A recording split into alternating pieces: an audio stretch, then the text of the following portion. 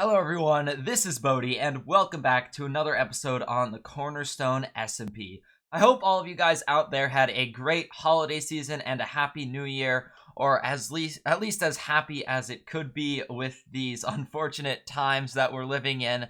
Anyways, I definitely had a few things going on here or there in the past week or two, which is why there's been a bit of a delay on the video.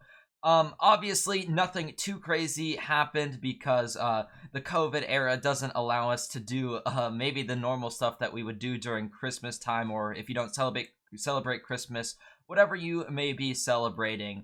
But I still did not have as much time to record Minecraft videos, and I was also searching for some new inspiration on where to take our Cornerstone server from here. So I'm very excited to get things started with another episode back today. But now looking at my skin with my amazing Christmas sweater, I realized that with the holidays coming to an end, we probably want to put on a change of clothes. So let's do that real quick. So here we are back in our normal skin, which is still looking pretty cool, and there may be more changes to come to the skin soon, but in the meantime, we are just going to keep it as the classic skin I have with me in the hoodie, which I really like, and it looks great. So, now that that's out of the way, there is one other change that we have made here that you guys might have noticed already, and that is we turned off the Optifine internal shaders. We have those off now, and the reason I turned them off is because even though they are pretty cool and they definitely enhanced certain features of our base, especially the blocks in this Nordic area did look pretty cool with them on, there was certain downsides to it. And one of the things I really missed is you didn't get a red hit indicator when you damaged a mob or a player or anything like that. So I really wanted to have that back, and there was other reasons to take it off too. So I think for now, at least, we are going to be just sticking with the normal look of Minecraft. Obviously, it's not a big difference at all, but it's just like sort of little changes in the brightness and saturation of the blocks, and we're going to keep it off for the time being. One other thing that I've considered is flipping on or off the fog here.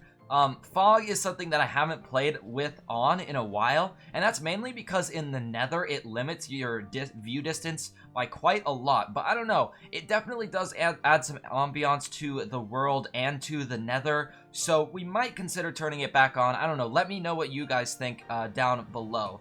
But now that we've gotten that out of the way, before we start discussing the projects for today's episode, let's go take a look at what we built in the last episode, because we definitely have some progress to show over there.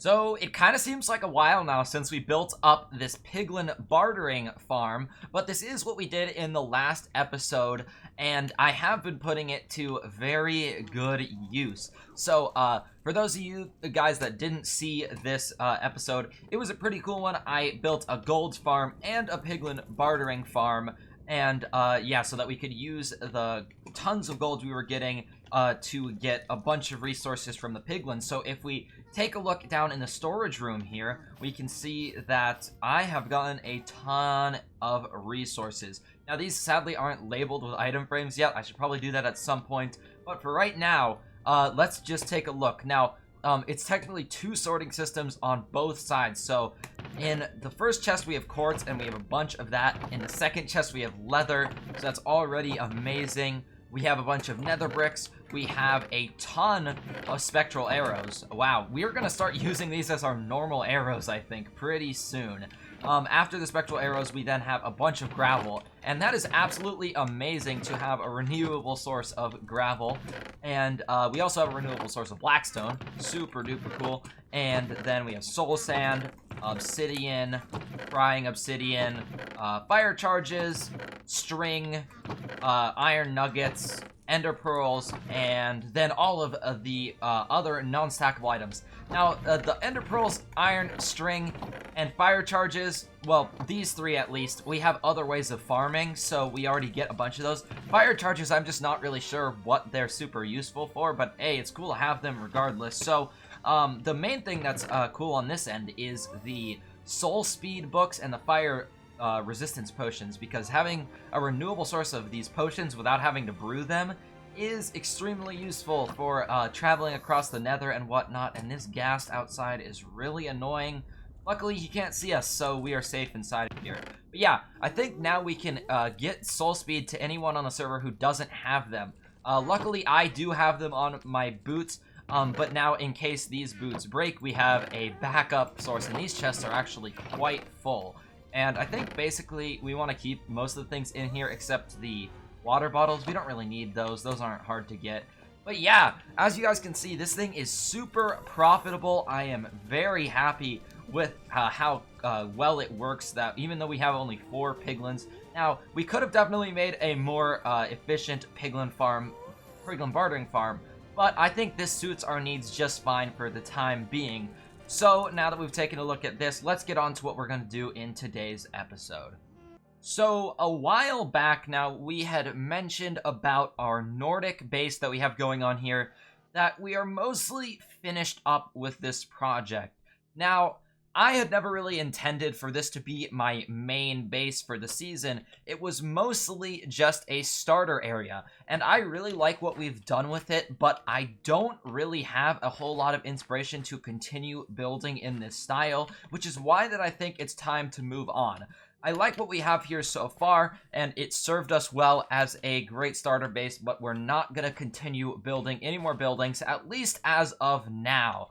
And that's why I have finally come across some inspiration for what I want my main base to be on this season of Cornerstone. So I'm not going to reveal all the specifics in today's episode, because we're not actually going to start getting to the building today, because first we're going to need to do a lot of resource gathering. But I will tell you guys this. We are going to be basing our base design off of something from Star Wars. And something about me, Star Wars is one of my favorite things ever, and I have always wanted to try to do some builds from the Star Wars galaxy, and I think that this will be a super fun project to take on.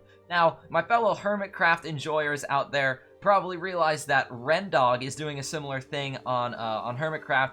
And yes, I definitely did get a lot of inspiration from him to try and build stuff from Star Wars. But don't worry, we are not going to be doing anything that he has already done. There are hundreds, if not thousands, of planets in the Star Wars galaxy, so we have found something a bit different. For those of you who don't know, he's working on the volcanic planet of Mustafar, and you could probably say that we're going to be doing something that's kind of the polar opposite of that. And that's all I'm going to say for the time being, but a lot more will be revealed in the next episode. But what we need to work on now is getting the materials necessary for that base, and anyone who has seen Star Wars will probably realize that we're going to be building in a sort of futuristic sci-fi style, very different from this.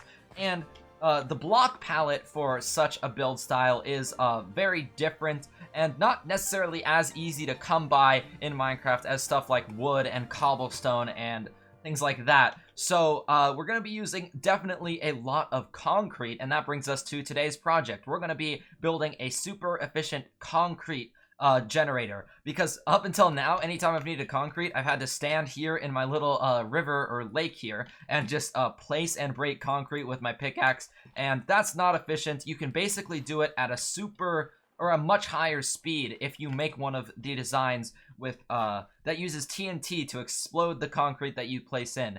And I was thinking about trying to design my own one of these, but TNT dupers and things that use explosions are not my forte. So I decided, as we often do, to just go with a tutorial from Ray's Works. And he has one that basically is a concrete blast chamber that does it at the maximum speed, it appears, that you can actually get concrete. So there's no reason not to use that. So what I'm going to get started on now is getting some resources together, because we're definitely going to need a lot of redstone components like droppers, observers, whatnot. So we're going to have to do some crafting, maybe a visit to the shopping district, and we're also going to have to find a spot to put this concrete maker. So obviously our new way of getting gravel from our piglin bartering system is gonna be super nice in the process of a concrete creation, but I did want to mention that we are not going to be using any method of getting automatic sand. Some people do choose to do this through the use of gravity block duping, but that is something that we have decided not to do on Cornerstone SMP as a group. It's just something that I prefer not to use, and the rest of the members also agreed. Stuff like TNT duping, I'm still completely okay with, and the rest of them are as well. So we have obviously put that to use, and will be putting that to use again in the farm today. But we are not going to be able to get automatic sand, so we're going to have to come by that manually. But that's okay. Having an automatic concrete maker will still be very useful regardless, and I can't wait to get this thing built up, so let's get started on it. Okay, so we are now at the spot of a couple of our super industrial farms that we've built in the past. First off here, we have our ice farm. If you guys haven't seen this before, I built this up many episodes back at this point. And then we also built this nether tree farm in order to get the resources we need to build the nether hub. And this thing went actually through 2 iterations. I had to build it up twice, which is wonderful. But anyway, now we are going to get started on the concrete making machine, and we should probably build it a little bit further away from these things so that we don't have any mishaps with the TNT.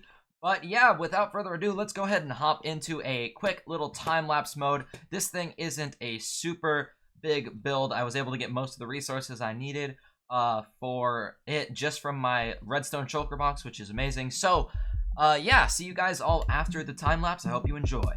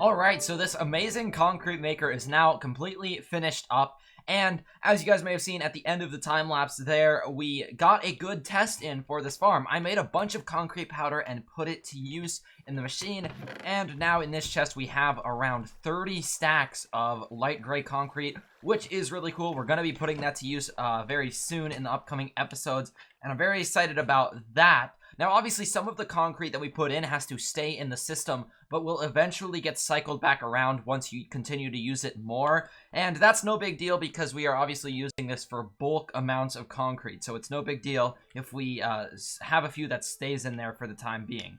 Now, we also have some cobblestone in the farm, and that's because I was testing it quite a lot to try and find a solution to a problem that arose rather quickly, and it was something that I actually anticipated. So when you use a system that implements 0-tick pistons in the way that this farm does, right here, it will often become jammed or like blocked up on a server due to latency after you use it for a while. So I had to find a fix for that. Now keep in mind, if you're doing this on a single player world, it probably wouldn't have any issues. It just breaks itself every so often. The blocks get stuck there due to a little bit of lag on the server. But what I did is I added this system in after a lot of testing, that basically if it gets jammed up, it gives a long enough signal to trigger this comparator, which sends to the repeater. So after a second, it pushes these blocks up. All of them have sticky pistons under them, which gives a block update to the 4 pistons in this line right here, once again pushing the blocks over and fixing the system. The only issue with that design that I can see is that sometimes it double pulses the droppers that give us more concrete powder, but that's really not that big of a deal. As long as you're not already holding a stack in your hand, it won't cause any issues, and you'll just wind up with a little bit more in your inventory. But it all ends up getting used up anyway, so that is completely fine.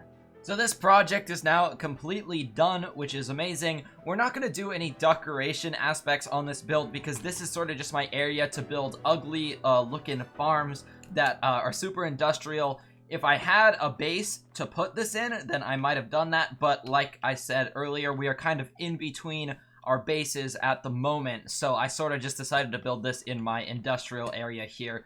But either way, it's working great, and we can check that off the list. So the last thing I wanted to do before ending today's episode was take a look back at a build from a couple episodes ago. So for those of you who haven't seen it, this is a raid farm designed by Raiseworks that we built up with Alex a few episodes back. And I had mentioned in the episode after we built it that the farm was actually breaking when we tried to implement the Hero of the Village mechanic, which is supposed to be a part of this farm. But I could not get that to work. Every time we would use the Hero of the Village mechanic, it would stop the farm. We eventually wouldn't get Bad Omen again, and it would break. So that meant that we couldn't get the items from these villagers, so we can get stuff like books from librarians, redstone and lapis from clerics, and a bunch of other stuff from the other professions of villager. But as it happens, a random member of the Raiseworks Discord server found my message for help after several weeks and actually found a fix to the problem. So in the meantime, I had been using it as a normal raid farm, but now we actually have a solution to convert it back to the Hero of the Village raid farm. And what he told me was that in the top hopper here, you want to have a stack plus 33 items. And that'll fix the timing at the top, and then at the bottom, or not all the way at the bottom, but there's another hopper timer system down there, and you want to have 61 items in there. And I don't know, that small change in the amount of items seemed to be working for me. So hopefully we don't have any more issues, and I think that we can now take full advantage of the gifts from the Hero of the Village. So I'm very happy with that and very grateful to the member of the Discord who was able to find a solution. And I think it seems to be working now. Of course, we might be having to head back to the Raiseworks Discord pretty soon if our solution to the concrete maker doesn't remain intact. We'll see how it goes. So with that out of the way, that is going to have to be it for today's episode. I'm sorry that we didn't get a ton of stuff done today. This episode might be a little bit shorter than the typical episode. It was mostly just an episode for preparation for what's to come in the next few episodes, which I am really excited for, so stay tuned for those. And I once again apologize for the delay since my last episode. Been a little bit off of the server with the holidays and everything. But we should be back on that grind with some great inspiration for new projects on the server. So I will have more episodes coming soon. But without further ado, guys, please do not forget to leave a like on this video if you did enjoy. And subscribe to the channel if you're new and want to see more Cornerstone SMP content. And yeah, this has been Bodhi, and I will see you all in the next episode.